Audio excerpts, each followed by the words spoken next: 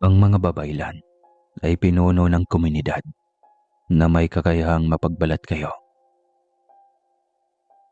at magkontrol ng mga pangyayari. Sila ang mga manggagamot, manghula at tagapamagitan sa pagitan ng tao at Diyos. Ang mga babaylan ay may mahalagang papel sa mga ritual, seremonyas at mga pagdiriwang. Pinigila ng mga Espanyol ang mga babaylan dahil sa kanilang mga paniniwala at mga gawaing panrelihiyon. Maraming mga babaylan ang pinatay at pinahirapan dahil sa kanilang mga gawain na labis, kinokondena ng simbahan. Ang mga tradisyong pagbabaylan ay unti-unting nawawala dahil sa impluensya ng Kristyanismo. Ang mga babaylan ay muling nabuhay at nagpatuloy sa kanilang mga gawain noong sumailalim ang ating bansa sa kontrol ng mga Amerikano. Ang mga babaylan ay naging bahagi ng mga kilusang nasyonalista at mga kilusang sosyalismo. Isa ang mga hanay ng babaylan na nakipaglaban para sa ating kasarinlan. Ang kwentong ibabahagi ko, Sir Casper, ay nagmula pa sa aking lolo. Tawagin niyo na lang ako sa pangalang Boy Babaylan. Ang aking ninuno ay nagmula sa kapisanan ng magigiting na mga babaylan. Ayon sa aking lolo, na ang mga babaylan noong unang panahon ay nahahati sa dalawang hanay. Ang kriador ay naniniwalang sila ang orihinal na pinagmulan at nagpapayabong sa lihim na karunungan. Sila ang mga kapisanan ng mga babaylan na bihasa sa pagitan ng mahikang itim, orasyon at mga dasal. Ang kanilang pinakakalakasan. Ang nomina naman ay naniniwala na ang mga bathala sa kalikasan ang gumagabay sa mga babaylan. Sila ang orihinal na gumagamit ng ritual na pagbababaylan, kung saan ang pinakasentro ng ritual ay umaayon sa pagtawag ng mga anito at bathala. Sila ang nagpasimuno sa modernong medisina na gumagamit ng herbal na halamang gamot bilang medyum sa pananambal. Ang bagay na umuugnay sa dalawang hanay ng babaylan. Pareho silang gumagamit ng dasal, orasyon, balote, poder, kumbate, at karga na sa tuwing gumaganap ng tungkulin bilang isang babaylan. Ayon sa kwento ng aking lolo, na may dalawang uri ng babaylan sa aming lahi na nagtagisa ng kakayahan. Umabot sa agawan ng titulo kung sino ang karapat-dapat na tanghaling pinakamagaling. Ang bawat isa ay may gustong mapatunayan hanggang ang payak na kompetisyon ay humantong sa hidwaan. Sumidhi ang kompetisyon hanggang sa nagresulta sa hidwaan na naging dahilan sa pagkahati ng dalawang hanay ng babaylan. May mahalagang papel na ginampanan ang kambal na rani at magat para mabago ang nakagisnang kultura at tradisyon ng magkaibang hanay ng babaylan. Ang magkapatid ang naging daan para muling magbuklod at magkaisa ang magkaibang hanay ng babaylan. Dahil sa tumitinding hidwaan sa pagitan ng mga punong babaylan, ay pinaubayan na lang ni Margarita na pinuno ng babaylan sa tadhana ang karapat-dapat na pumalit sa kataas-taasang tungkulin sa hanay ng mga babaylan. Ang huling pinakamataas na punong babaylan ay mayroong hawak na libretang itim. Sa libretang itim na iyon, nakasaad ang kumpletong tala ng mga ipinagbabawal na orasyon. Bawang malalakas na karga. Tanging ang mga punong babaylan lang ang pinapayagan na gumamit ng mga orasyon at dasal na nakatala doon. Ngunit sa pag-usbong ng tunggalian sa pagitan ni Narani at ng iba pang punong babaylan, ay nalagay sa alanganin ang posisyong pamunuan ng punong babaylan.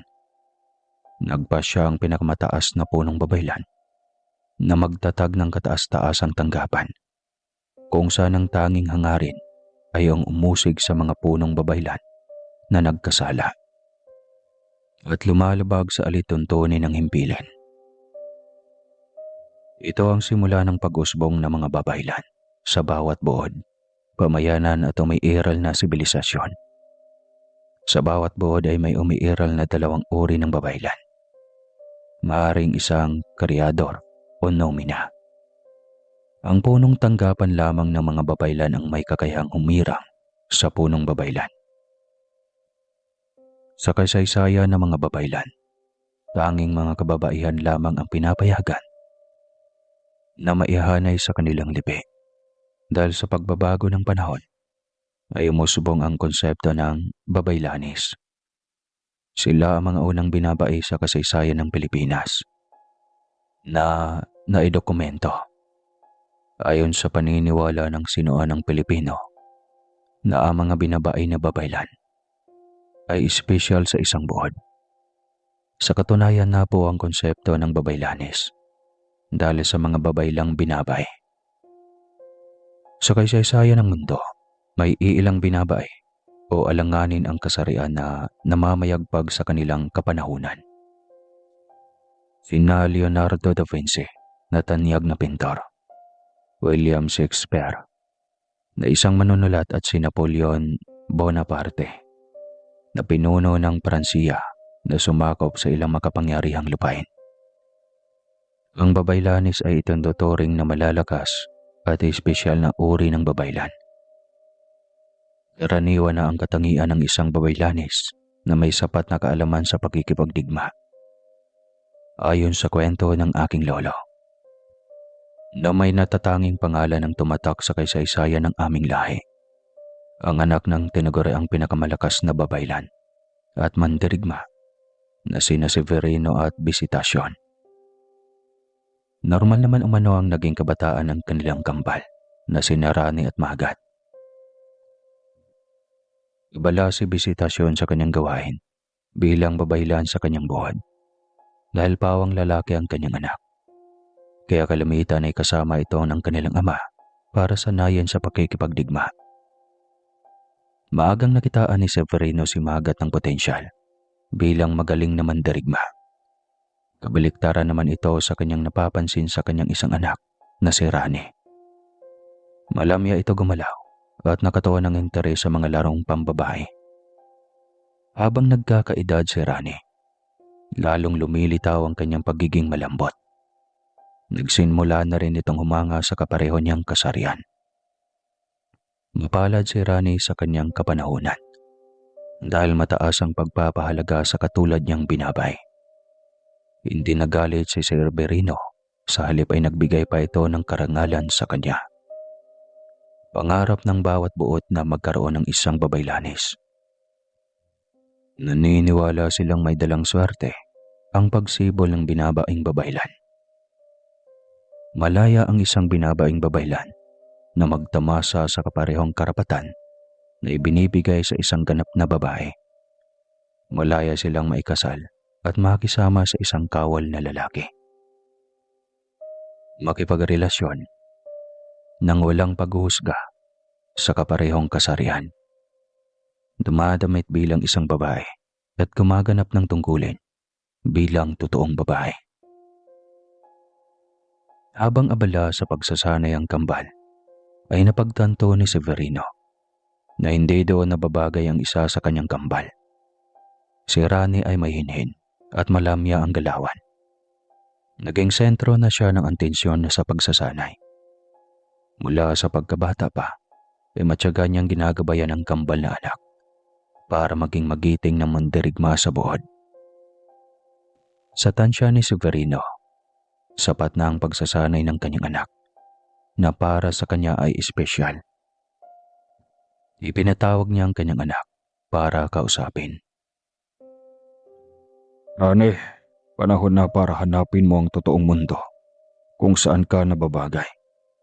Ililipat ka na doon sa mga babaylan. Magsasanay ka doon para maging magaling at bihasa sa panggagamot.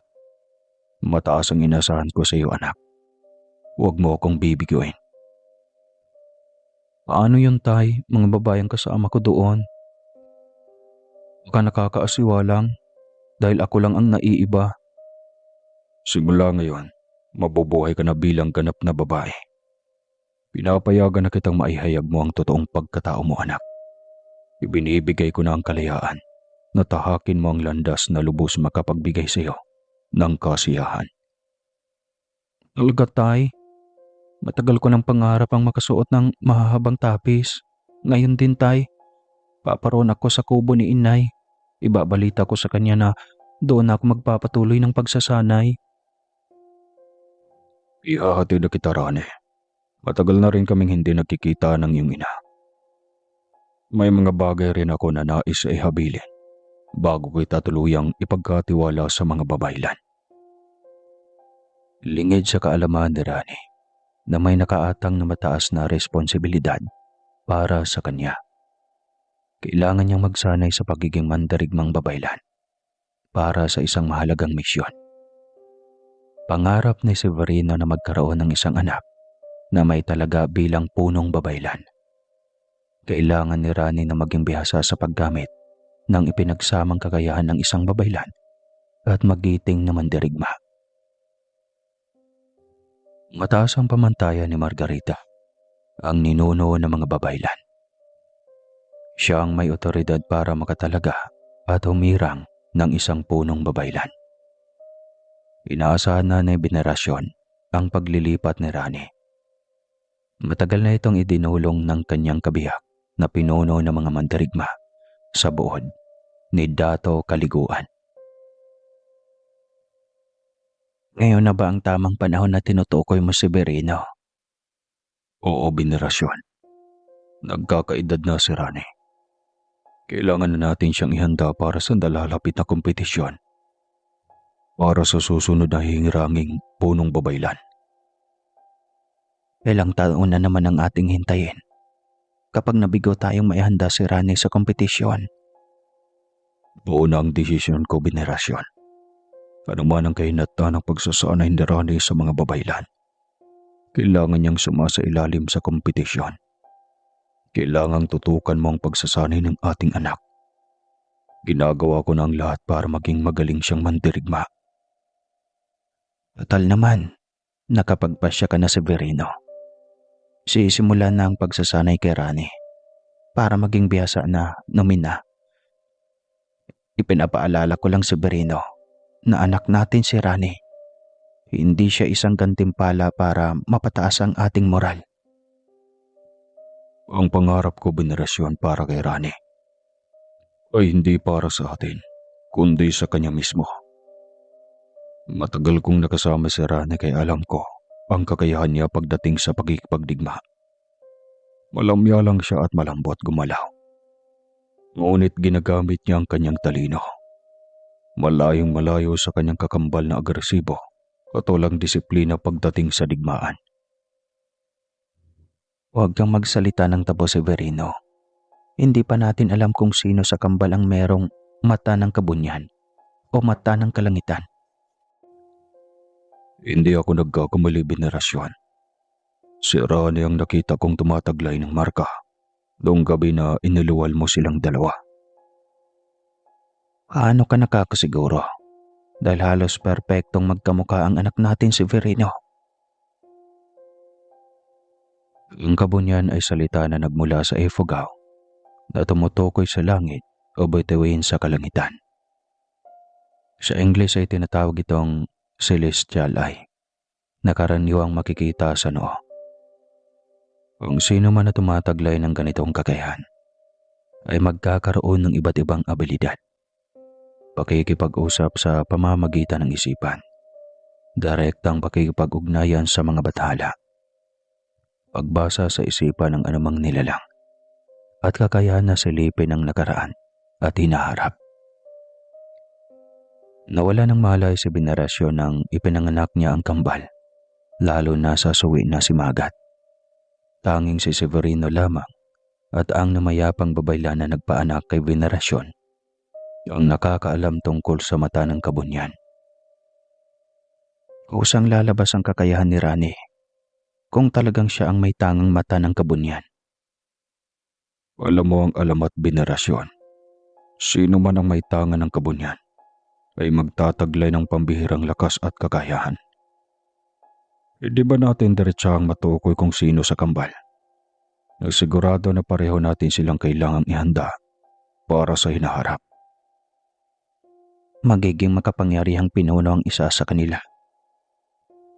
Alam natin na ang kaakibat ng mataas na katungkulan ay responsibilidad.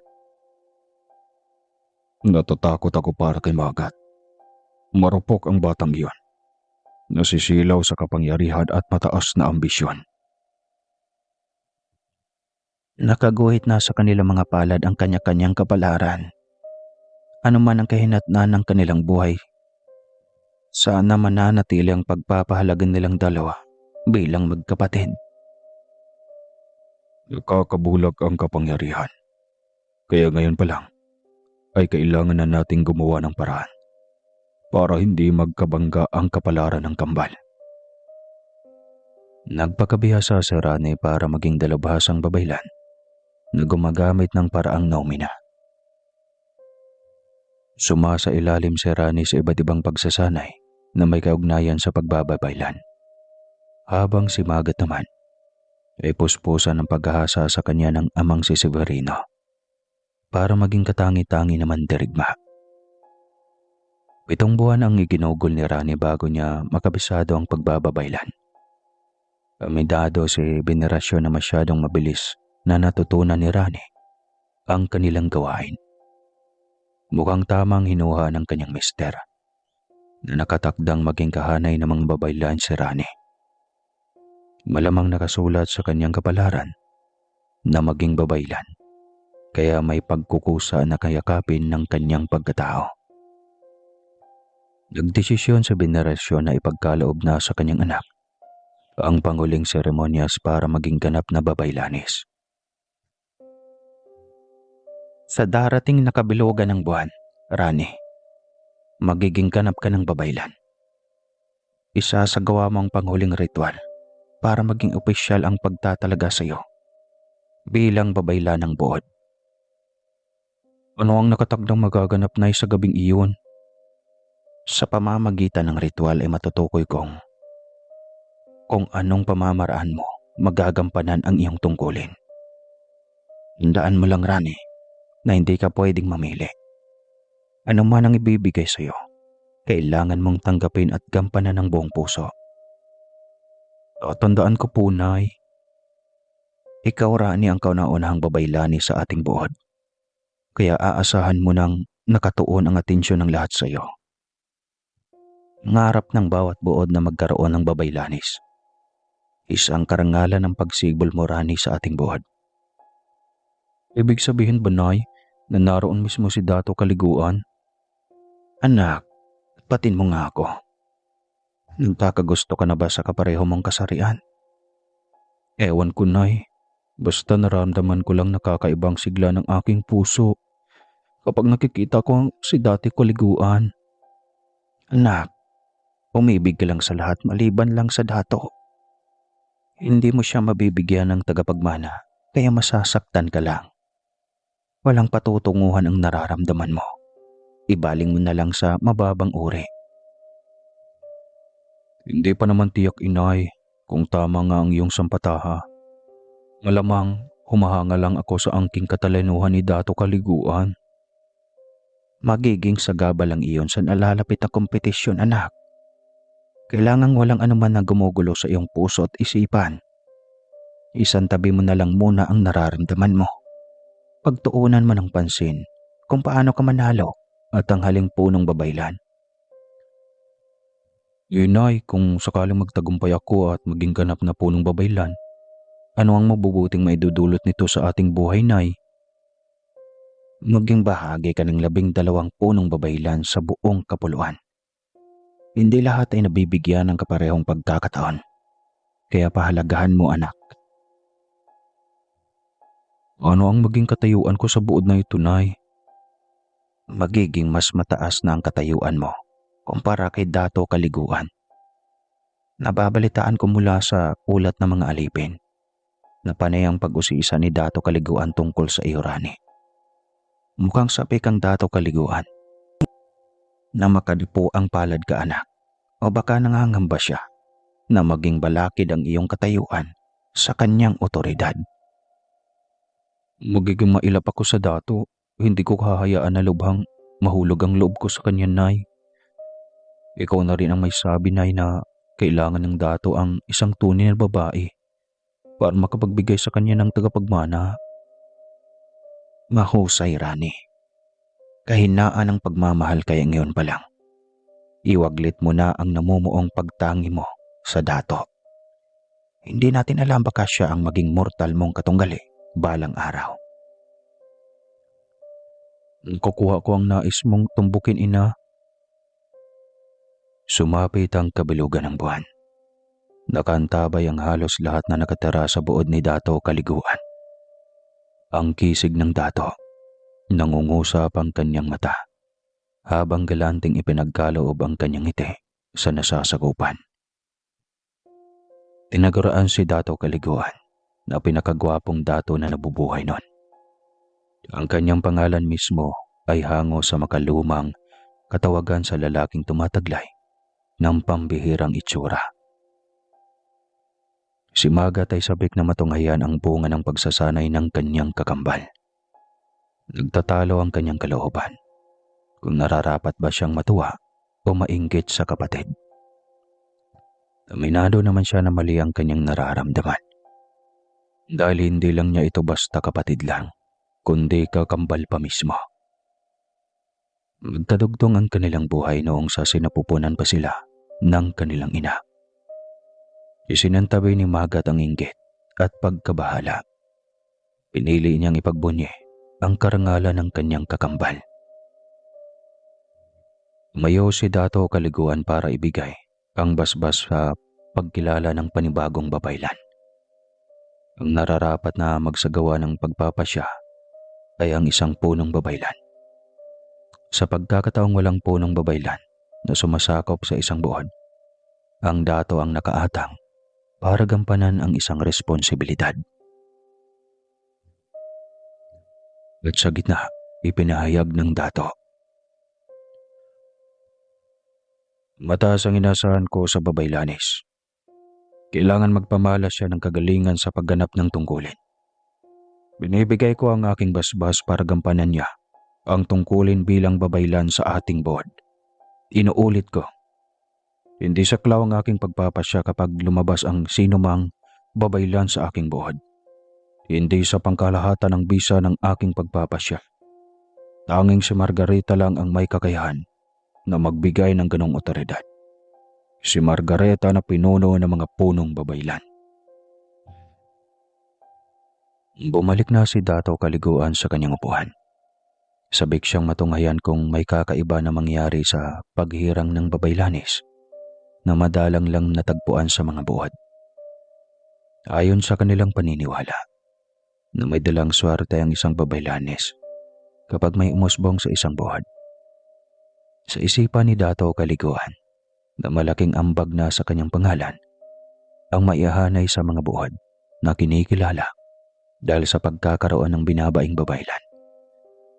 May mga ritual at pagbababaylan na tanging mga babaylanis lang ang pinapayagang magsagawa. Total, nandito na rin tayong lahat. At naipagkaloob na rin lang ni Dato Kaliguan ang basbas. Sisimulan ko na ang seremonya sa paghirang sa pinakaunang babaylanis sa ating buod. Panimula ni venerasyon bilang umaaktong pinuno sa buod ni Dato Kaliguan.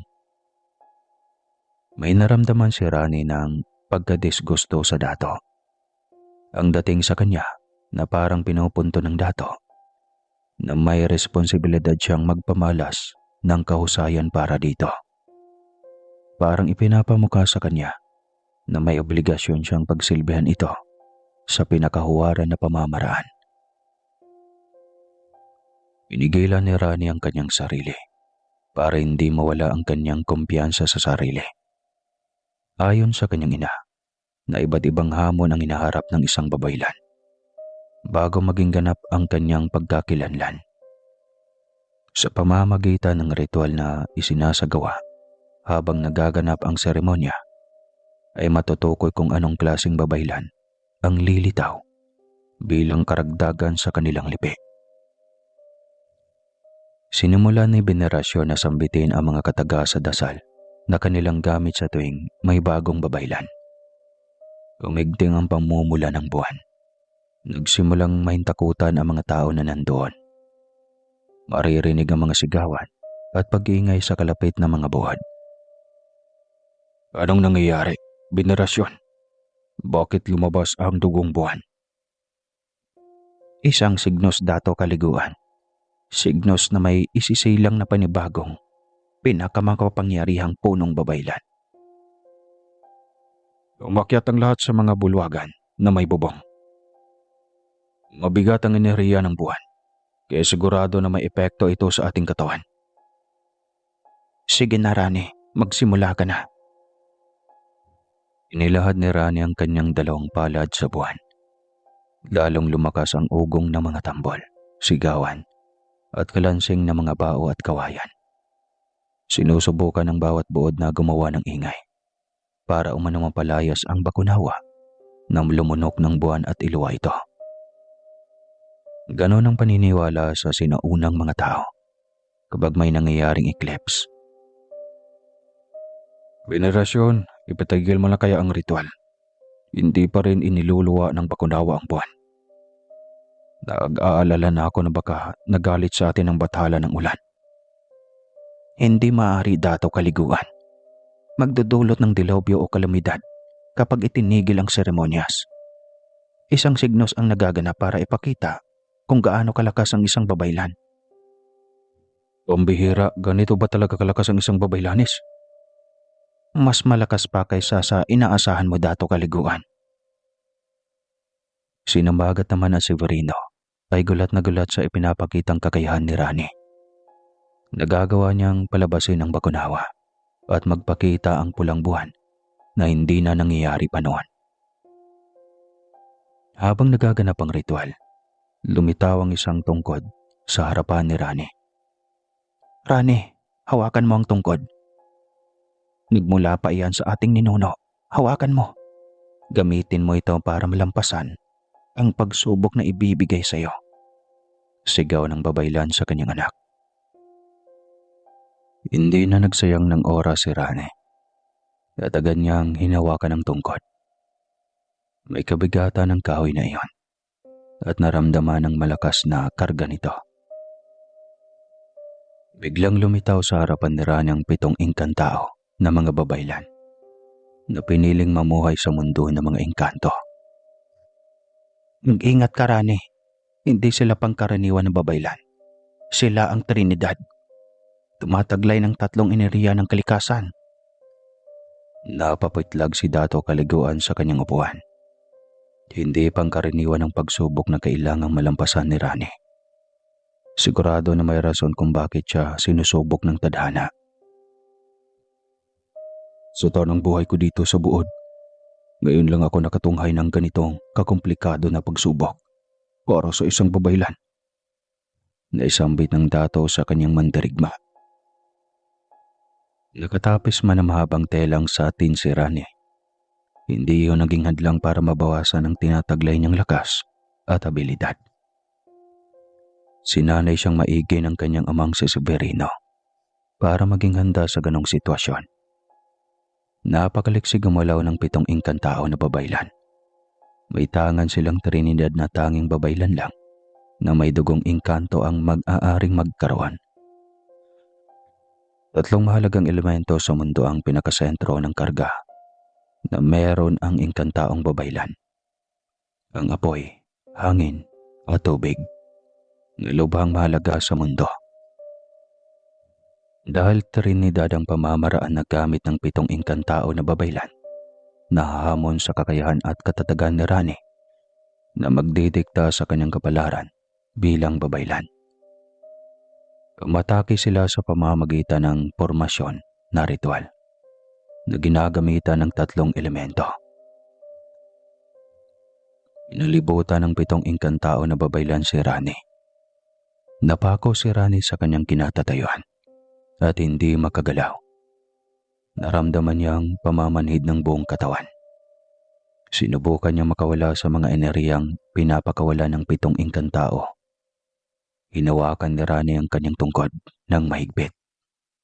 Inipon niya ang kanyang natitirang lakas para mapatama ang dulo ng kanyang tungkod sa lupa. Bahagyang napaatras ang 7 babaylan na inaatasan ng mga bathala para humamon sa kanyang kakayahan. Isang ritual na may forma ang isinagawa ng 7 babaylan na inkantao na alarma sa venerasyon. Ipinagbabawal ang nasabing ritual. Kailangan may kaukulang pahintulot ni Margarita bago ito maisagawa. Agad binalaan ni venerasyon ang kanyang anak na mag-ingat dahil maaari niyang ikapahamak kapag naparuhon siya ng ritual. Mag-ingat ka, Rani. Makapangyarihan ang ritual na Trinidad na kanilang ginagawa.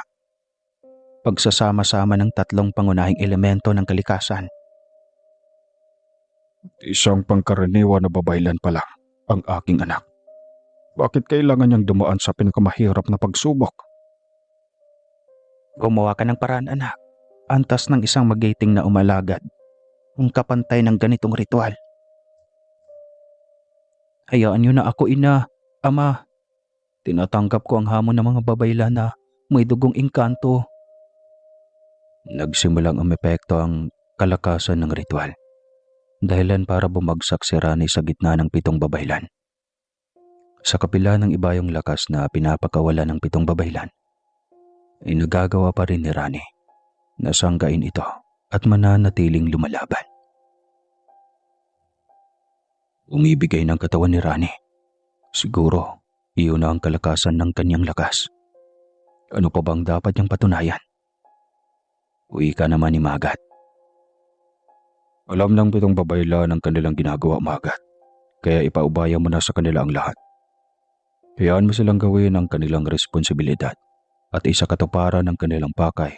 Kaya sila naparito. Dato kaliguan, buhay ng kakambal ko ang nalalagay sa panganib. Buhay ng kakambal ko ang nakataya dito. Palibhasa, ang laman ng isip mo, puro kahambugan at katanyagan. Magat, tama na. Hindi ko kayo pinalaki na magkapatid para maging bastos. Hayaan mo si Rani na kusang sumuko. Sa kabila ng hirap na pinagdadaanan ni Rani, nananatili pa rin ang kanyang panindigan na malampasan ang hamon ng 7 babaylan. Walang indikasyon o sinyalis na susuko siya sa hamon na iyon. Ang laman ng isipan ni Rani na bahagi ng paunang pagsubok ni Margarita iyon para sa nalalapit na kompetisyon sa pagpili ng punong babaylan. Ibinuhos ng 7 babaylan na nagmula sa kaharian ng engkanto ang kanilang lakas para masukat ang hangganan ng karga ni Rani. Tumalsik silang 7 nang biglang lumitaw ang mata ng kabunyan o mata ng kalangitan. Mga natatanging babaylan lamang ang may ganong biyaya.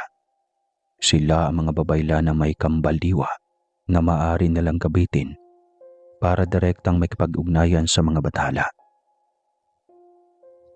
Si Margarita mismo na kapunuan ng punong babaylan ay bigong makamit ang nasabing biyaya ng kalangitan.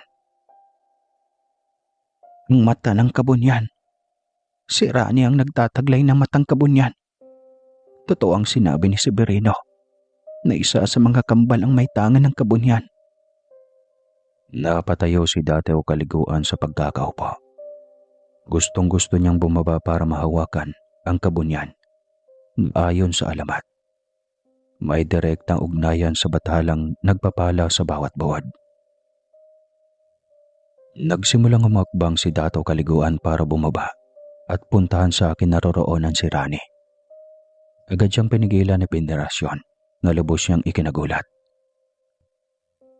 Hindi mo pwedeng basta-basta lang hawakan, Dato Kaliguan, ang kabunyan sa noon ni Rani.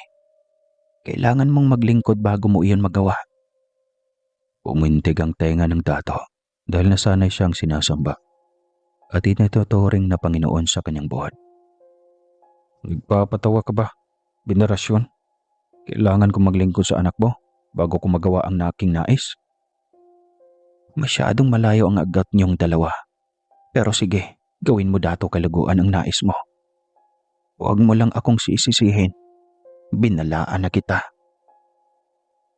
Binaliwala ng dato ang babala ni Venerasyon. Itinuloy niya ang kanyang balak na hawakan ang mata ng kabunyan na nakapagkit sa noon ni Rani. May kasabikan si Dato Kaliguan at umaasa na siya ay pagpalain kapag una siyang nakahawak sa kabunyan. Ang 7 babaylan ay hindi umimik. Hinayaan lang nila si Dato Kaliguan na ituloy ang nais niyang mangyari. Ngunit tumilapon si Dato Kaliguan pabalik pagkatapos siyang subukan na hawakan ang mata ng kabunyan. Mabuti na lang nasalo siya ng 7 babaylan. Lubhang nakakapinsala ang mata ng kabunyan kapag may dungis ng kasamaan ng puso ng taong humawak dito. Kailangan na may kaukulang permiso ng mismong tagapangalaga nito bago ito mahawakan. Sinasabihan na kita Dato Kaliguan. Hindi pangkaraniwang babaylan si Rani. Mataas na ang katungkulan niya ngayon kumpara sa isang dato. Saklaw ng matang kabunyan ang bawat buot, kabihasnan at sibilisasyon. Magsisilbi siyang gabay ng pangkalahatan. Naguguluhan si Dato Kaliguan kung paniniwalaan niya ba si Venerasyon na isa rin lang pangkaraniwan na babaylan. Ang 7 malalakas na babaylan na mismong tinanong ni Dato Kaliguan para umusisa. May katotohanan ba ang sinambit ni Venerasyon, punong babaylan, na nagmula sa mundo ng mga engkanto? Tama ang narinig mo Dato Kaliguan.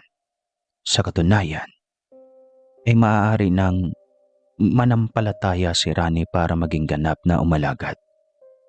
Taglay niya ang matang kabunyan na simbolo ng mataas na otoridad. Saad ng punong babaylan na kalahating engkanto. Ang ibig mong sabihin, punong babaylan, na maging alipin ako sa lupain ng aking ninuno? Hindi ganoon Dato Kaliguan. Ibang usapin pagdating kay Rani. Pwede siyang pumili ng buod na pwede niyang maaaring maging kanlungan. Malaya siyang gumalaw sa alinmang lupain. Limitado ang kanyang otoridad pagdating sa batas na may iral sa isang buod. Maaari siyang magbigay ng gabay ngunit depende sa dato kung susundin niya ito o hindi. Ipinapaalala ko lang sa lahat na ang mata ng kabunyan ay may kakayahang balikan ng nakaraan at silipin ang inaharap. May hatid na kamalasan sa sino man na manghas kumalaban sa isang babaylan na may tangang kabunyan. Paliwanag ng punong babaylan. Sa kabila ng kakayahan na ipinagkaloob kay Rani, ay nananatili pa ring limitado ang kanyang saklaw na lupain. Nahati sa 2 pangkat ang mga babaylan. Si Rani ay isang babaylan na bihasa sa paggamit ng estilong nomina. Iyon ang pinakamalaking balakid para kay Rani, para mabuo niya at pag-isahin ang lipunan ng mga babaylan. Ang mga kreador ay kilalang mga babaylan na mapagmataas. Hinding-hindi sila papayag na ang mamumuno sa pangkalahatan ay isang nomina. Matagal nang pinupursige ni Margarita na mapag-isa ang mga babaylan. Ngunit nananatili siyang bigo. Lalo lang umiigting ang kompetisyon sa kanilang pagitan. Si Venerasyon naman ay nag-aalala sa akto ni Dato Kaliguan. Mukhang dismayado ito sa kinalabasan ng pagiging ganap na babaylan ni Rani. Ipinatawag ni Venerasyon si Severino para talakayin sa mister ang takot na namumuo sa kanyang puso. Severino, mukhang dismayado si Dato Kaliguan sa naging resulta sa seremonyas. Damang-dama ko ang kanyang pagkadisgusto sa nangyari. Mukhang nagalit si Dato Kaliguan dahil naungusan ni Rani ang kanyang otoridad. Ganon mismo ang napansin ko, Venerasyon. Pinigilan ko lang si Magat pero ang totoo ay sang-ayon ako sa pagsupalpal niya sa dato. Sa kagustuhan ng dato na magamit ang katanyagan ni Rani. Naging sanhi pa ito ng kanyang kasiraan. Nangangamba ako na maaaring isabotahin ni Dato Kaliguan ang nalalapit na pagpili sa ika-12 ng punong babaylan. Kailangan nating paghandaan ang nalalapit na kompetisyon. Kailangan na makamit ni Rani ang panghuling pwesto sa kapisanan ng punong babaylan. Hindi doon nagtatapos ang aking takot, Severino. Magiging ikalawa lang si Rani na punong babaylan na nagmula sa hanay ng babaylang nomina. Mahalaga ang laban na ito para sa hanay ng nomina. Dahil magkakaroon na tayo ng karagdagang persa sa pamunuan ni Margarita. Sigurado ako na hindi natatangi si Magat. Kapag hiniling ko sa kanya, tatulungan tayo sa pagbabantay sa kanyang kakambal. Saan nga, Severino? Hindi masilaw ang ating kambal na anak sa kapangyarihan. Parami na sa ating hanay ang namatay na walang dangal dahil sa kanilang pagiging kahaman sa kapangyarihan. Sa kabilang banda ay lapis na nanliit si Dato Kaliguan sa kanyang sarili. Napakalaking sampal para sa kanya. Nasa mismong lapain niya nagmula ang pangkaraniwang babaylan na magbaliwala sa kanyang kakayahan. Buong paniniwala ni Dato Kaliguan na pinagkaisahan siya ng buong pamilya ni Rani. Lubos ang tiwala niya kay Venerasyon. Ngunit nagawa pa rin itong ilihim ang tungkol sa mata ng kabunyan na tangan ni Rani. Gagamitin iyon ni Dato Kaliguan para palayasin ang buong pamilya ni Severino at bisitasyon. Sinadya ni Dato Kaliguan na puntahan si Perciva, ang naunang punong babaylan na nagmula sa hanay ng Criador. Buo na ang desisyon ni Dato Kaliguan na palitan ang nomina bilang bahagi ng kanyang buhat at pamamahala. Sigurado ka ba, Dato Kaliguan, sa desisyon mo? Tinitingala ngayon si Rani ng halos lahat ng babaylan. Siya lang ang katangi-tanging babaylan na may tangang mata ng kabunyan. Magiging malaki siyang kawalan sa iyong buod. Wala na akong tiwala sa pamilya ni Venerasyon at Severino. Ililihim nila sa akin ang tungkol sa kabunyan. Sigurado akong may sapat na dahilan ang mag-asawa. Ano man ang kanilang dahilan, isa pa rin iyong pagtataksil sa aking pamumuno. Desidido na ako, Perciva. Aalisin ko ang hanay ng nomina sa aking buod. Tatanggapin ko ang iyong inaalok na alyansa. Pero ipapaalala ko sa iyo, Dato Kaliguan. Marami ang mawawala na pwersa sa iyong hanay. Haligin ang iyong buod sina Venerasyon at Severino. Hindi kawalan ang pagpapaalis mo sa kanila. Sa halip, mas malaki ang mawawala sa iyo. Sigurado na walang babaylan ang magpapaiwan sa hanay ni Venerasyon. Ganon din ang matatapat na kapanalig ni Severino. Sigurado na sasama sila sa kanilang pinuno. Pamatayan ng kaagibat kapag sumama sila kay Venerasyon at Severino. Pag-aari ko silang lahat. Nabigla si Perciva sa inasta ng Dato. Isa man siyang ganap na Criador, ngunit mahalaga pa rin para sa kanya ang buhay ng bawat nilalang. Hindi siya papayag na gawin iyon ng Dato.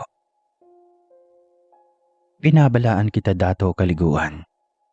Ako mismo ang lalapit kay Margareta para hilingin sa kanya na maalis ka sa pamumuno. Hindi makatarungan ang iyong pagpapasya. Alam mo ang kapasidad ni Margarita. Alam mo ang puwersa at impluensya niya na meron ng pinuno ng mga punong babaylan. Ano ang gusto mong mangyari, Perciva? Kapalit ng alyansa na hinihiling ko sa iyong pamunuan. Kalayaan para sa lahat.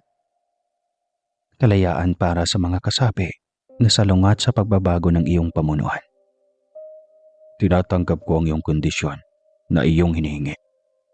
Malayang makakaalis ang sino man sa hanay ng mga dirigma, babaylan, na nais sumama kay Severino at bisitasyon. Bukas na bukas din na ipapadala ko ang mga babaylan na nagmula sa hanay ng kriyador. Bilang kapalit ni bisitasyon at kanyang tagasunod. Bilang kauna-unahang punong babaylan na nagmula sa hanay ng kriyador. Mahalagang adikain para kay Farsiba na mapatibay ang kanyang hanay. Isang tagumpay na lalo pang mapalawak ang kanilang alyansa.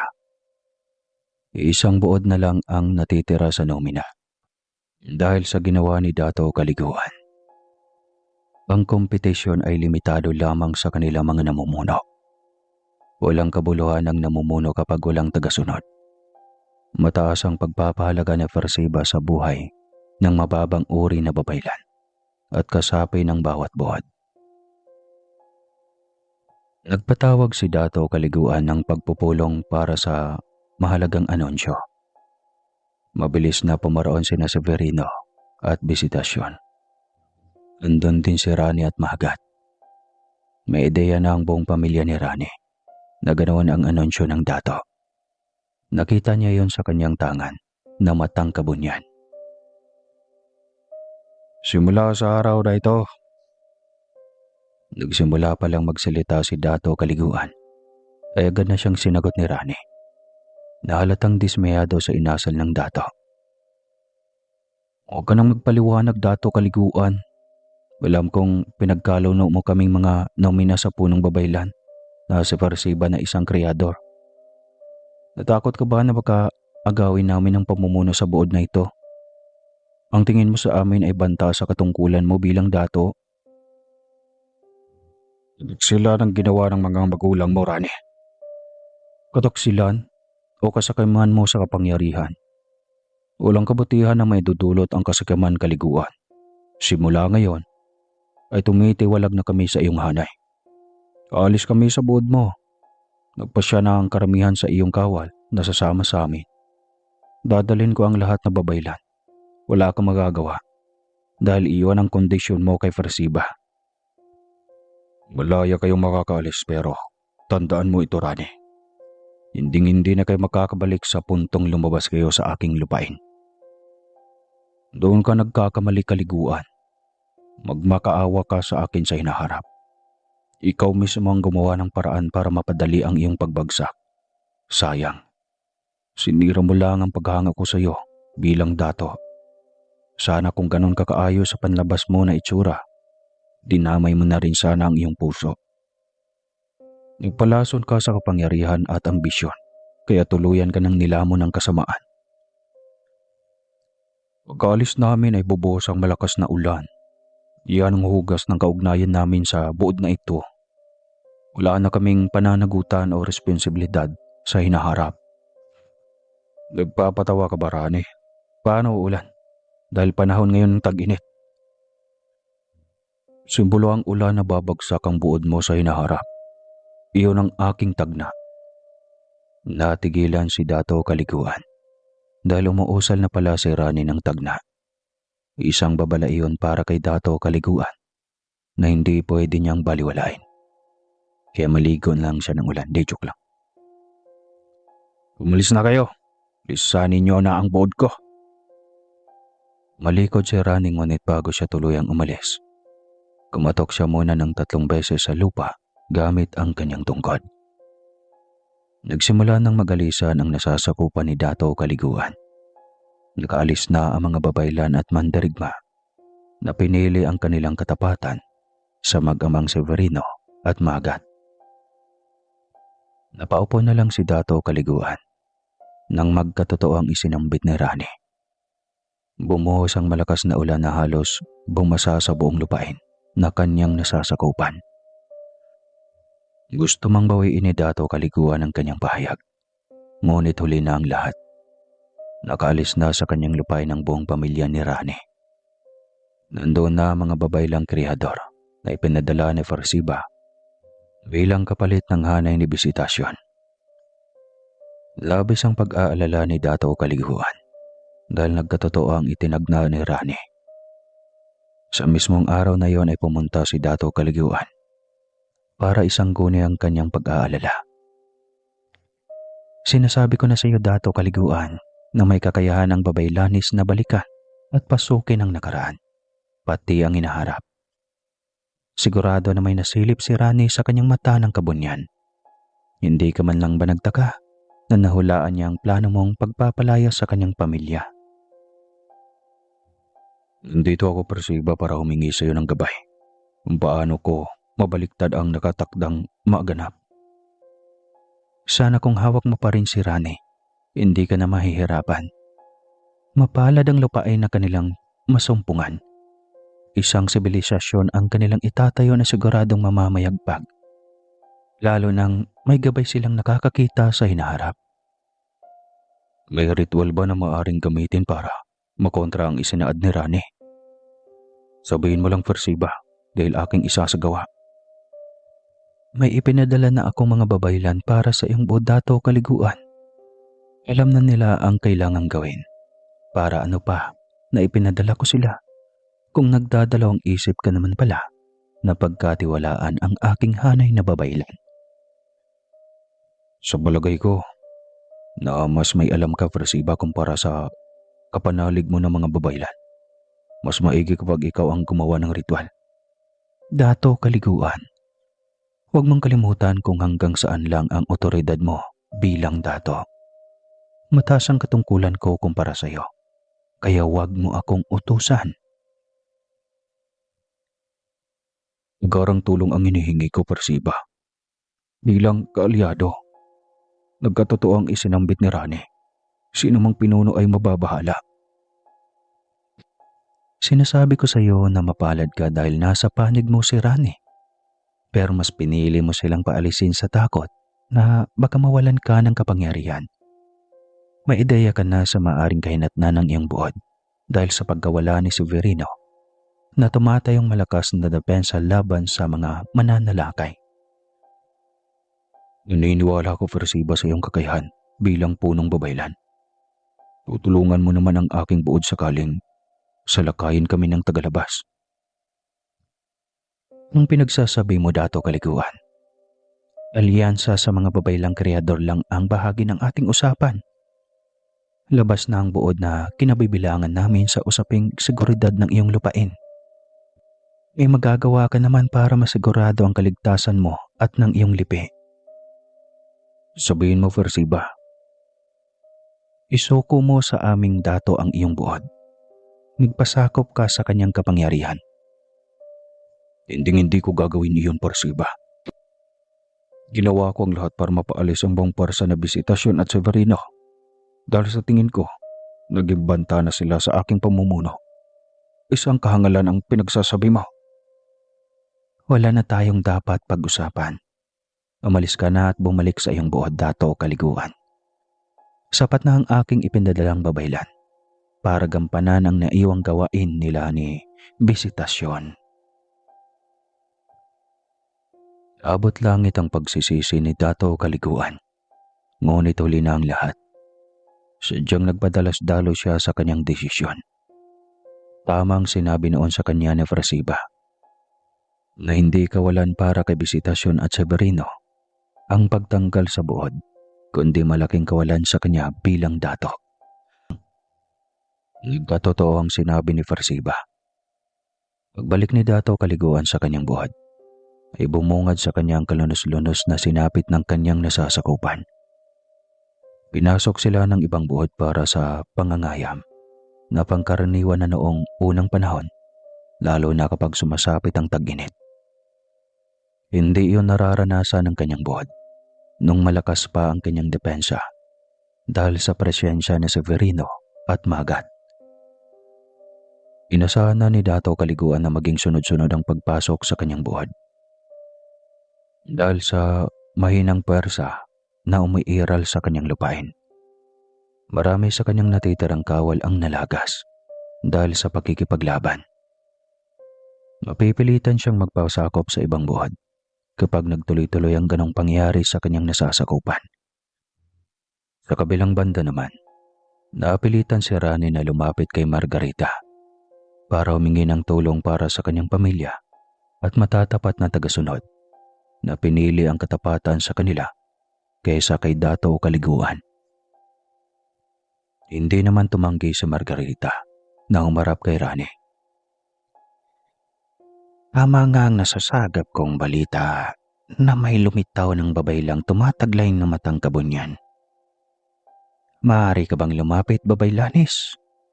Gusto ko masuri ang aking sarili kung tamang landas pa ba ang aking tinatahak bilang babaylan. Oo naman, Pinuno, isa itong karangalan para sa akin. Hinawakan ni Margarita ang mata ng kabunyan sa noo ni Rani. Napapikit si Margarita habang inihintay ang susunod na mangyayari. Nakahinga siya ng maluwag. Pagkatapos magliwanag ang marka sa noo ni Rani. Pupugay sa mga bathala na gumagabay sa atin. Ibig sabihin, hindi pa ako lumilihis sa landas ng kabutihan. Walang sino man ang makakahawak sa mata ng kabunyan na may bahid ng kasamaan. Isa itong marka na karaniwang makikita sa mga nilalang na lumilingkod sa paanan ng bathala. Galang-galang na Pinuno, maaari ko bang malaman ang bagay na dapat kong iwasan para mapanatili ko ang kapangyarihan ng kabunyan? Kailangang manatiling malinis ang iyong puso. Iwasan mong sumibol ang galit at puot sa iyong puso. Ipinanganak kang mabuti, Rani, kaya ka biniyayaan ng ganyang kakayahan. May tiwala sa iyo ang mga bathala na gagamitin mo ito sa kabutihan. Salamat, Pinuno. Pero ang totoo'y naparito ako para humingi ng tulong. Pinaalis kasi kami sa buod ni Dato Kaliguan dahil sa kanyang pag-aalala na magiging banta kami sa kanyang pamumuno. Ang pagiging kahaman at sakim sa kapangyarihan ay magdudulot ng kabiguan. Huwag mong isipin, Rani, na nangyayari ito para parusahan ka, kundi inililihis ka lang ng landas. Ang kasamaan ay mahintulad sa nakakahawang sakit na kapag mahina ang iyong katawan, sigurado na ikaw ay mahawa rin. Sang-ayon ako sa sinabi mo, Pinuno. Naniniwala akong may magandang plano ang kapalaran para sa akin. Nakikita mo ba, Rani, ang bundok na abot-tanaw mula dito? Pag-aari ng mga babaylan ang nasabing lupain na yan. Nagsisilbi itong kuhanan ng mga halamang gamot na mailap hanapin. Ibibigay ko ang karapatan na doon kayo tumayo ng pamayanan. Pero kailangang pangalagaan niyo ito. Masusunod po, Pinuno. Kami ang kakalinga sa likas na yaman ng bundok na yan. Nagpaalam na si Rani at ang kanyang kasamaan sa pinunong punong babaylan. May isang babala si Margarita kay Rani na labis siyang ikinalungkot. Rani, bago ang lahat, hindi ka pwedeng magmahal sa kapareho mong kasarian. Tinuturing na malaking kasalanan iyon ng mga bathala. Isang kahinaan ng pagmamahal, kaya kung gusto mong maging isa sa amin, kailangan mong isantabi ang mga bagay na maging kahati ng mga taong umaasa sa iyo. Tatandaan ko po ang sinabi mo, Pinuno.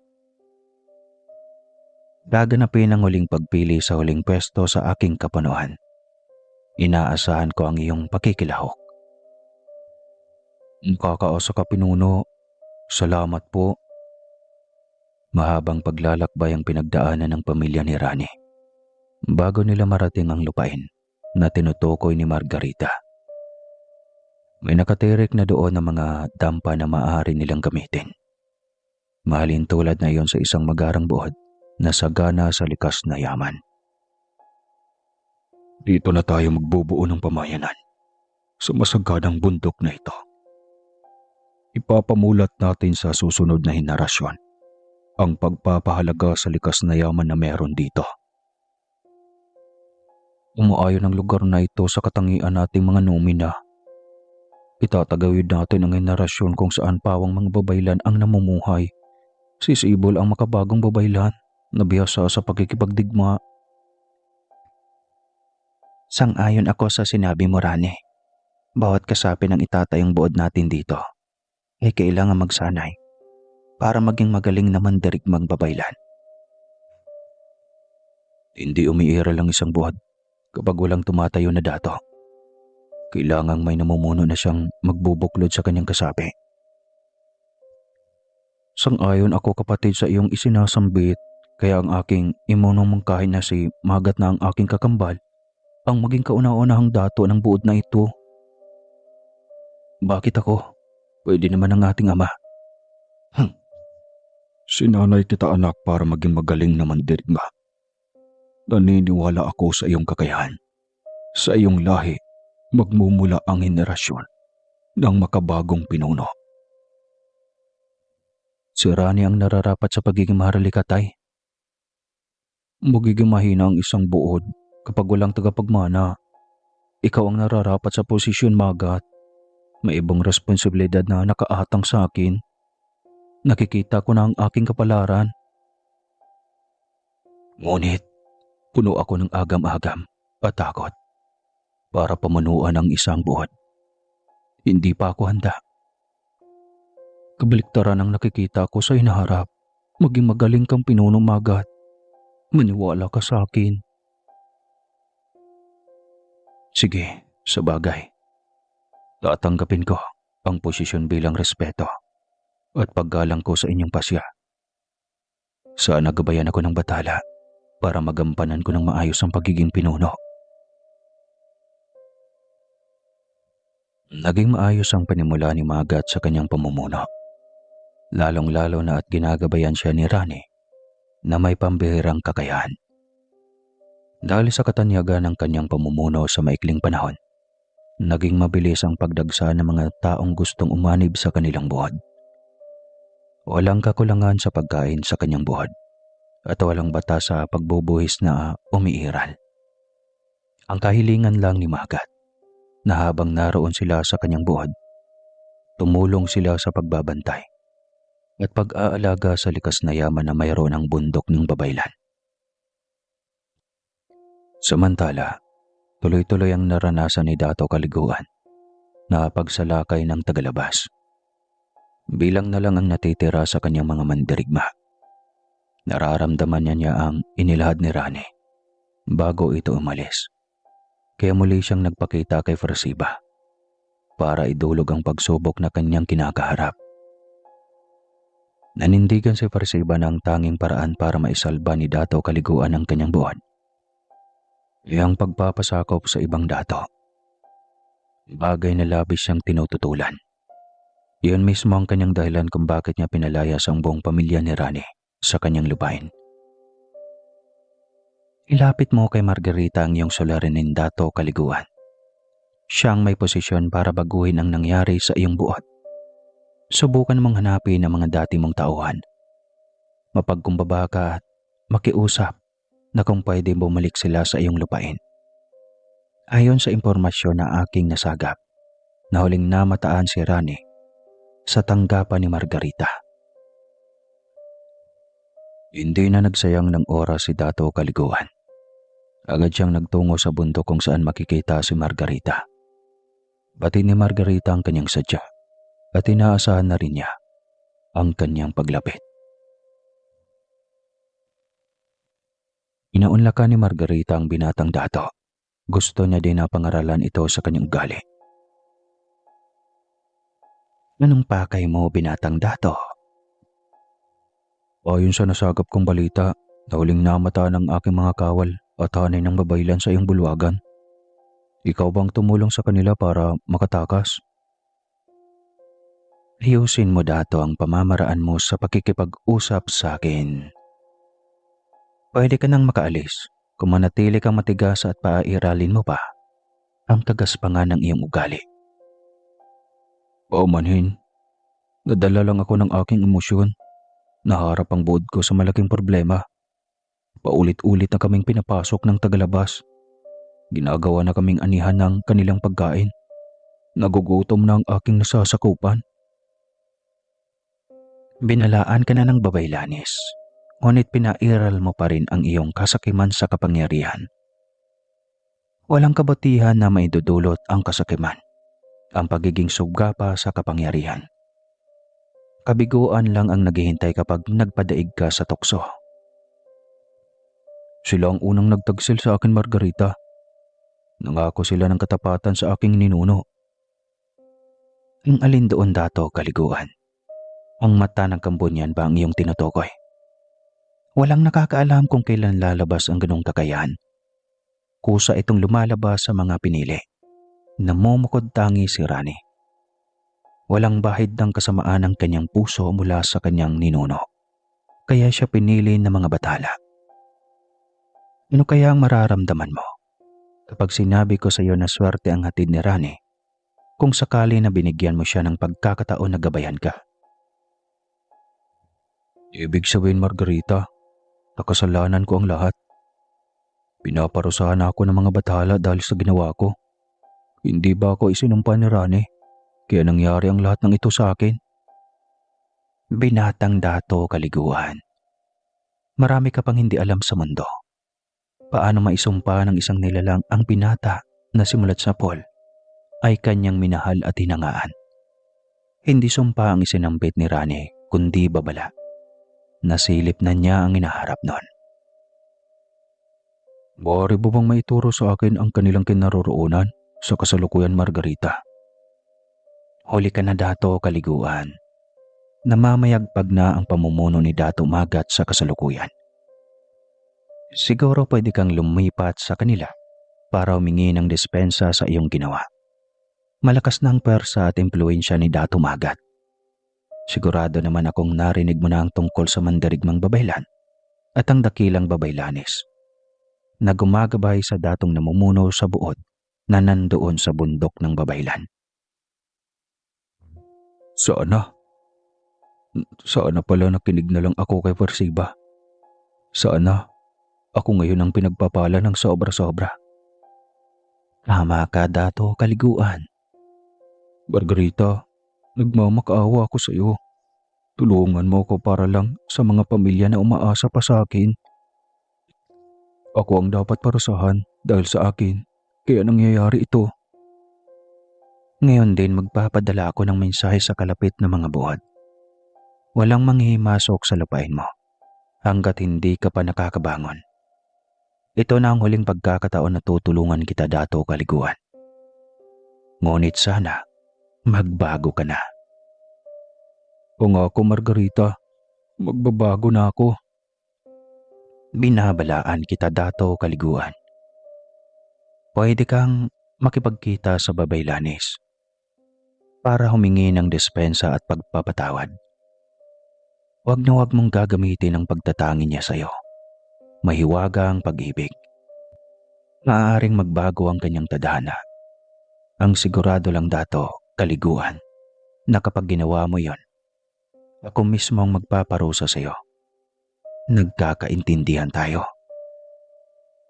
Tutupad po ako sa pangako, Margarita. Nakipagkita si Dato Kaliguan kay Fresiba para bawiin ang kanilang kasunduan. Buong-buo na ang loob ni Dato Kaliguan na magbabago. Hindi na siya magpapadala sa kasakiman sa kapangyarihan. Ibabalik niya sa dati ang kanyang buhat, katulad nung maayos pa ang kanyang relasyon sa pamilya ni Rani. Ipagtanto ni Dato Kaliguan na parang mga magulang na pala niya si Severino at Visitasyon. Si Severino na papalaging nasa kanyang tabi kapag may tumangkang sumakop sa kanyang buhod. Si Visitasyon na walang sawa sa pagbibigay ng gabay sa kanya. Nagkasala ako sa aking pangalawang mga magulang. Nabulag ako sa kapangyarihan. Binaliwala ko ang mga tao na totoong nagpapahalaga sa akin. Sila na lang ang meron ako noon, ngunit sinayang ko lang. Saad ni Dato Kaliguan sa kanyang sarili. Ipagpasyan ni Dato Kaliguan na maglakbay papunta sa bundok ng Babaylan para personal na humingi ng patawad sa pamilya ni Severino at Visitasyon. Handa na si Dato Kaliguan na magpakumbaba alang-alang sa pagpapatawad ng dalawang matanda. Pagdating ni Dato Kaliguan sa buod ni Dato Magat, labis siyang namanga. Walang mandirigma na nakabantay doon. Lahat malayang namumuhay sa kani-kanilang kabahayan. Maayos naman siyang sinamahan ng mga dati niyang tagasunod. Dinala nila si Dato Kaliguan sa bulwagan kung saan nakatira si Dato Magat. Dato Kaliguan, mabuti at naisipan mo kaming bisitahin dito.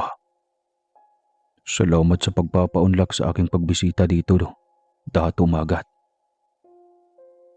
Mukhang kakaibang dating mo, Dato Kaliguan, sa ngayon. Dato Magat, narito ako para humingi ng dispensa sa nagawa ko noon. Patawarin niyo ako dahil nabulag ako sa kasakiman at labis na pagpapahalaga sa katayuan na meron ako.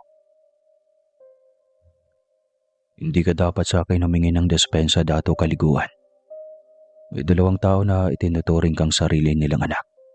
Ngunit nasaktan dahil nagawa mo silang husgahan sa kabila ng ipinapakita nilang kabaitan sa iyo. Narito ako, Dato Magat, para magpakumbaba at humingi ng kapatawaran sa ginawa ko. Pinagsisihan ko na ang lahat. Alam kong huli na, pero narito ako para sa ikipanatag ng aking kalooban. Sabay na dumating sina Severino at bisitasyon sa dampa ni Dato Magat. Nagulat ang 2 matanda sa presensya ni Dato Kaliguan na kanilang inakala na tuluyang nilamon ng kasakiman. Agad yumuko ang dato sa 2 matanda para ipakita ang kanyang sinseridad sa paghingi ng kapatawaran. Tumayo ka, Dato Kaliguan. Hindi kami nabibilang sa mataas na uri para ikay maglingkod. Patawarin niyo ako sa aking ginawa. Pinaparusahan ako ng mga bathala dahil sa aking ugali. Tumayo ka, Dato Kaliguan. Wala kang dapat ihingi ng kapatawaran. Tadhana ang nagdala sa amin dito. Ayos na sa amin ang makita kang natututo sa iyong pagkakamali noon. Noong mamatay ang mga magulang mo, Dato Kaliguan, ipinangako ko sa kanila na aalagaan kita at gabayan para maging mabuti na pinuno. Ang buong akala ko'y nabigo ako. Masayang masaya ako ngayon dahil sa wakas, natutunan mo na kung paano makipagkapwa-tao. Inagsisihan ko ang aking nagawa. Kayo na ang tumayong magulang ko noon pa man. Nabulag ako sa katayuan na meron ako. Namihasa sa pagiging dominante. Kaya nawaglit sa aking diwa ang pagpapahalaga sa mga taong nakapaligid sa akin. Wala kang dapat na ipaglala sa amin dahil hindi kami nagtanim ng galit sa iyo, Dato Kaliguan. Ang tanging hangad lang namin ang tagumpay at kasaganaan sa iyong pamumuno. Maraming salamat po. Sana umayon pa ang mga bathala sa akin para muling maitaguyod ko ang kasaganaan sa aking buod. Dato Kaliguan, nagumpisa din kami noon ng ama mo sa wala. Kaya naniniwala ako na katulad niya ay magagawa mo rin muling mapaunlad at mapalakas ang buod na naging saksi sa ilang henerasyon ng kabiguan at tagumpay ng pinagdaanan nito. Ayaw ko nang muling malikaw ang aking landas. Maaari ba akong magpaampon sa inyong mag-asawa ng tuluyan? Nang sa ganon ay para magkaroon na kayo ng sapat na otoridad para manghimasok sa aking personal na buhay. Oo naman. Anak na ang turing namin sa iyo, Dato Kaliguan. Simulat sa Paul. Kailangan pa namin makuha ang panig ng aking 2 anak kung papayag ba silang maging kapatid ka bago natin isagawa ang sanduguan. Walang problema sa akin, Ama. Masaya akong magkaroon ng kapatid na kagaya ni Dato Kaliguan. Ano ba yan, Dato Kaliguan? Hindi na matutuloy ang bala kong magpaligaw sa iyo. Hayaan mo na. Pagbibigyan mo na ako magkaroon ng kapatid. Masaya ako para sa iyo. Sa wakas, nahanap mo na rin ang tamang landas. Huwag ka na sanang lilihis pa, aking kapatid na dato. Isinagawa ang sanduguan sa pagitan ng pamilya ni Rani at Dato Kaliguan. Nangangahulugan na rin iyon ng responsibilidad sa bawat isa. Bumalik ang babaylang numina sa buod ni Dato Kaliguan bilang alyansa. Hiniling ni Dato Rani kay Dato Kaliguan na buwagin na ang sistema ng pagbubuhis na lubhang nagpapahirap sa mga tao sa kanyang buod. Inialis na rin ang kalakalan ng alipin na naging daan para sa talamak na abuso sa kababaihan. Taos-pusong tinanggap iyon ni Dato Kaliguan at agad pinairal sa kanyang buod. Naging positibo ang kinalabasan ng sistema na itinuro ni Rani, dahilan para sumunod ang iba pang buod. Nanumbalik ang tiwala ng mga tao kay Dato Kaliguan hanggang dumami ang kanyang kasapi. Labis ang pagkabahala ni Persiba na punong babaylan dahil napipilitan ng ibang punong babaylan na sumapi sa hanay ng nomina. Bunga ito ng alyansya ng mga buod sa dalawang dato na patuloy na mamayagpag sa kasalukuyan. Si Dato Kaliguan at Dato Magat na tinitingala sa hanay ng mga dato. Idinulog ni Persiba ito sa tanggapan ni Margarita para mabigyan ng agarang pansin. Dahil kapag nagpatuloy ang ganong pangyayari, tuluyang hihina ang pwersa ng kriyador. Walang saysay kapag pag-usapan pa natin ang nalalapit na kompetisyon para sa pagpili ng ika-12 na punong babaylan. Alam naman natin kung sino ang nararapat para sa posisyon. Hindi makaturungan, Persiba, na ikaw lang ang magdidesisyon sa mga ganitong bagay. Kailangan pa rin idaan sa tamang proseso ang lahat bago natin matalakay ang iyong hinaing. Kailangan muna natin mailuklok ang huling babaylan na kukumpleto sa ating bilang. Kung ganon, kailangan na nating magdesisyon ngayon kung sino ang ating kandidato para sa huling pwesto. Nagdesisyon ka na, Persiba, kaya binubuksan ko na ang pagtanggap ng nominado.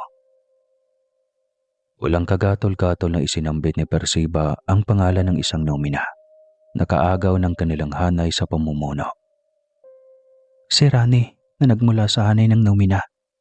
Isang babaylanis na may tangang mata ng kabunyan. Siyang pinakamalakas na babaylan sa ngayon. Malakas pa sa mga punong babaylan na nakaupo dito ngayon. Pwede na nga siyang manampalataya para maging alagad. Ayoko nang magsayang ng oras. Aminin natin at magpakatotoo na siya na ang karapat-dapat para sa at natitirang pwesto. Sinang-ayuna ng buong hanay ang pahayag ni Persiba. Kaya naging ganap na ang pagiging punong babaylan ni Rani. Nagbunyi at nagpapiging sina Dato Kaliguan at Dato Magat bilang pasasalamat sa pagiging ganap na punong babaylan ng kanilang kapatid. Nakatakda si Margarita ng araw kung saan pag-uusapan ng mga punong babaylan ang tungkol sa pamamayagpag ng mga nomina. 6 sa 12 punong babaylan ang umanib na sa mga nomina. Hinatid ni Magat, Dato Kaliguan, Severino at Visitasyon si Rani sa tuluyan nitong pag-akyat sa bulwaga ng mga punong babaylan. Labis ang kasiyahan ni Rani ng kanyang mapagalaman na maliban sa kanya ay may 2 pang babaylanis na punong babaylan na nakaupo sa pamunuan ni Margarita. 3 binabaingin na may mataas na katungkulan sa pangkalahatan.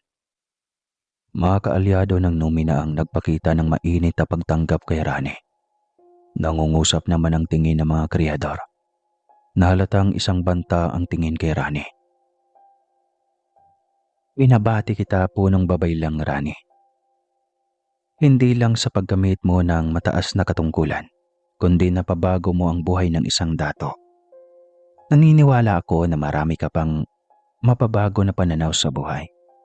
Isa kang makabagong pinuno na hinahangad para sa kabutihan ng nakakarami. Ginagawa ko lang ang umaayon sa aking pananaw at panindigan bilang babaylan. Hindi mo ko kailangang batiin o bigyang pugay pinuno. Tama nga ako. Sobrang lalim mo, Rani. Kaya ka pinili ng kabunyan. Si Rani na mismo ang gumawa ng paraan para masimulan ang kanilang pakay. Kaya sila nagtipon-tipon sa bulwagan ni Margarita. Ano ba ang dahilan bakit tayo nagtipon-tipon ngayon? Ilahad mo, Persiba. Total sa panig ng nomina na mismo nagmula ang pang-uusisa. Hindi ako sang-ayon sa nangyayari.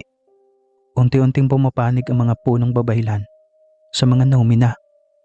Kailangan ngayon pa lang ay matukoy na kung sino ba talaga ang karapat-dapat na mamuno habang pantay pa ang bilang ng bawat panig. Sang-ayon ako sa sinabi ni Persiba. Panahon na para pumili ng papalit sa akin. Idadaan natin sa duelo, kagaya ng nakagisnan. Sino man ang mananalo sa pagitan ng nomina at kreador ay mabibigyan ng pagkakataon na buksan ang libritang itim kung saan nakatala ang karunungan ng mga babaylan na pinapayabong ng mga dumaang henerasyon. Ang libritang itim na nakalagak sa kuwebang pinapangalagaan ko sa mahabang panahon. Panahon na rin para ipasa ko na ang pangangalaga sa libritang itim na punot dulo ng ating karunungan. Kailangan may mamuno sa mga kreador, ganun din sa nomina. Tanging ikaw lang, Persiba, ang may taglay na kaalaman at lakas para malabanan si Rane. Dalawa kayo ang mamumuno sa tunggalian. Sino man ang matatalo ay obligadong magpasakop sa karunungan ng nananalong hanay. Nagkaintindihan tayo? Umayag ang buong hanay ng mga babaylan sa kondisyon na inilatag ni Margarita. Napagkasunduan na gaganapin ang nasabing duelo sa harap mismo ng mga dato, kawal at mga babaylan. Sino man ang magwawagi sa pagitan ni Rani at Persiba ay papalit sa katayuan ni Margarita. Masyadong matanda na si Margarita para magpatuloy sa kanyang obligasyon para pamunuan ng mga punong babaylan. Ang mahalaga lamang na kilalanin ng libretang itim ang susunod sa yapak ni Margarita. Sa araw ng duelo ay nagtipon-tipon ang lahat sa harap ng bulwagan ng tanggapan ni Margarita. Sa unang pagkakataon ay nasilayan nila ang bukana ng kuweba kung saan nakalagak ang libretang itim. May tipak ng malalaking bato na may gintong nakaukit na simbolo. Nahati sa dalawang hanay ang pangkalahatang pangkat. Nakahanda ang bawat pangkat kung sakali mang sumiklab ang labanan. Pinaghandaan ni Dato Kaliguan ang araw na yon. Gusto niyang bigyan ng inspirasyon si Rani para ipanalo ang laban na yon. Rani, alam ko na hindi naging maayos ang ating simula. Ikaw ang dahilan kung bakit nagbago ang pananaw ko sa buhay. Marami ka pang matutulungan kapag naipanalo mo ang laban na ito. Ano ba yan? Akala ko ba tanggap mo na magkapatid tayo? Bakit may pangiti-ngiti ka pa dyan? Seryoso, ipanalo mo ito, kapatid, para sa amin na mahina. Kailangan namin ng katulad mo na may matibay na paninindigan sa ngalan ng kabutihan. Ikaw talaga, Dato Kaliguan. Pinapaligaya mo ako ng gusto. Gagawin ko ang lahat para may panalo ang laban na ito. Grabe naman yan. Ako ang kakambal mo pero mas matimbang sa iyo si Dato Kaliguan sa puso mo. Gagawin ko ito, Dato Magat, para sa ating lahat. Ang aking tagumpay ay daan para sa pagkakaisa ng nomina at kreador. Sigurado akong magtatagumpay ka, punong babaylan. Malinis ang iyong hangarin. Kaya ipagkakaloob sa iyo ng mga batala ang tagumpay. Formal na binuksan ni Margarita ang pagsisimula ng duelo sa pagitan ng mga kreador at nomina. Porsigido si Persiba na maungusan si Rani sa nasabing duelo Pinaghandaan iyon ni Persiba. Ang buong akala niya ay basta nalang matatalo si Rani kapag ginamitan niya ng ipinagbabawal na ritual. Ang ritual na may 3 elemento na tanging babaylan lang na may malalakas na karga ang makakagawa. Hindi pumayag si Rani na makisali ang kasamahan niyang Naumina. Buwang tiwala ni Rani sa kanyang angking kakayahan. Sinangga niya ang pormasyon na may taglay na mabibigat na karga. Tuloy-tuloy lang ang pagkarga ni Persiba ng mabibigat na dasal. Hindi niya binigyan ng pagkakataon si Rani na makakarga ng dasal na makasalungat ng kanyang ritual. Ininda ni Rani ang pinsala dahilan para mapalahod siya sa lupa. Hinawakan ni Rani ang mahigpit ang kanyang tungkod. Inaangat niya ito at isinaksak sa lupa. Nagdulot iyon ng lakas para masira ang ritual na ginagawa ni Persiba. Nabuwag ni Rani ang ritual, dahilan para muling magsagawa si Persiba ng pagbababayla na paraan. Sinubukan niyang silyuhin ang karga ni Rani. Hindi makatarungan na silyo ang kakayahan ng punong babaylan na nagmula sa hanay ng Naumina. Huwag kang manghimasok, bisitasyon sa duelo. Lahat ng pamamaraan ay maaring gamitin. Natatakot si bisitasyon dahil maaring ikamatay ni Rani kapag mabigo siyang mabuwag ang silyo. Naramdaman ni Rani na unti-unting naubos ang kanyang lakas dahil sa silyong ikinabit sa kanya ni Persiba. Naisipin na Rani na gamitin ang pagbababaylan na karaniwang ginagawa ng isang kriyador. Naalarma si Persiba dahil naramdaman niyang nakakakuha ng enerhiya si Rani sa kalikasan. Nagagawa niyang tawagin ang mga gabay sa kapaligiran dahilan para muli siyang makaipon ng lakas. Riyador lang ang may karapatan na gumamit ng ritual na yan. Riyador ang biyasa na gumamit ngunit nagawa ni Rani. Sinabi ko na, lahat ng estilo at pamamaraan ay pwedeng gamitin. Hindi na kinaya na Persiba ang kalakasan ng pagbababayla na ginagawa ni Rani. Kaya nabuwag ang selyo na kanyang ikinabit. Pagkakalas ng selyo ay agad umilaw ang markang mata ng kabunyan sa noo ni Rani. Dahilan para bumalik kay Persiba at sa kasamahan nitong punong babaylan ang ritual. Naselyuhan ang kanilang kakayahan at tuluyan ng hindi makabawi. Malinaw kung sino ang nagugi sa duelo. Pahayag ni Margarita. Tinanggap ni Persiba ang pagkatalo kaya nagbigay daan ang punong babaylan na kriyador para dumaan si Rani sa ikalawang pagsubok. Ngayon na Rani, pumasok ka na sa sagradong kuweba. Subukan mong mahawakan ng libretang itim na gawa sa bato. Hindi na nagsayang ng oras si Rani. Agad siyang lumusong sa kuweba na may linaw. Ginamit niya ang kanyang tungkod para hindi lumubog. Matagumpay siyang nakarating sa kabilang gabangpang. Lahat ay pigil hininga nang lupitan at hawakan ni Rani ang peraso ng libreta. Nagliwanag ang mga simbolong nakaukit. Tumama ang liwanag sa mismong katawan ni Rani. Labanan mo ang liwanag, Rani, hanggang kilalanin ka ng libreta ng lihim ng karunungan. Nakipagtagisan ng katatagan si Rani sa libreta hanggang sa kusang nawala ang nakakasilaw na liwanag. Napalahod si Margarita sa kanyang kinatatayan nang sa wakas ay kilalanin ng libreta si Rani bilang kanyang bagong tagapangalaga. Sa wakas, may bagong pinili na ng papalit sa akin. Umugong ang hiyawan at pagbubunyi sa bulwagang tanggapan ng pinunong si Margarita. Taon pa ang binilang bago tuluyang bumaba si Margarita sa kanyang tungkulin.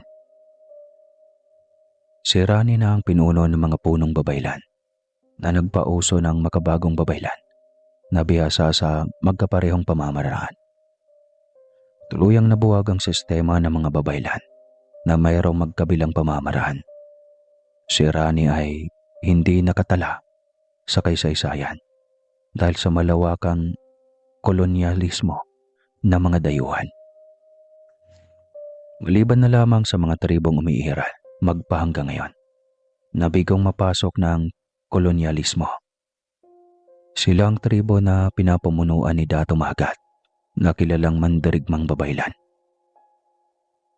Si Dato Kaliguan ay likas na mahina, kaya nung lumaganap ang Kristyanismo, isa siya sa nagpabinyag at tuluyang nawala ng katayuan.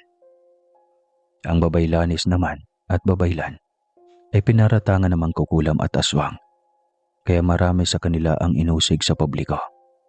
Patuloy ang pagkikipaglaban ni Rani sa mga dayuhan, kaya ang Mindanao ay hindi napasok ng mananakop. Tanging Luzon lang at Visayas ang napasok ng mga dayuhang Espanyol. At hanggang dito na lang po ang kwentong ito, dahil pinuno na si Rani. Naggadyawa kaya siya? Wakas, huwag kalimutan magtabi.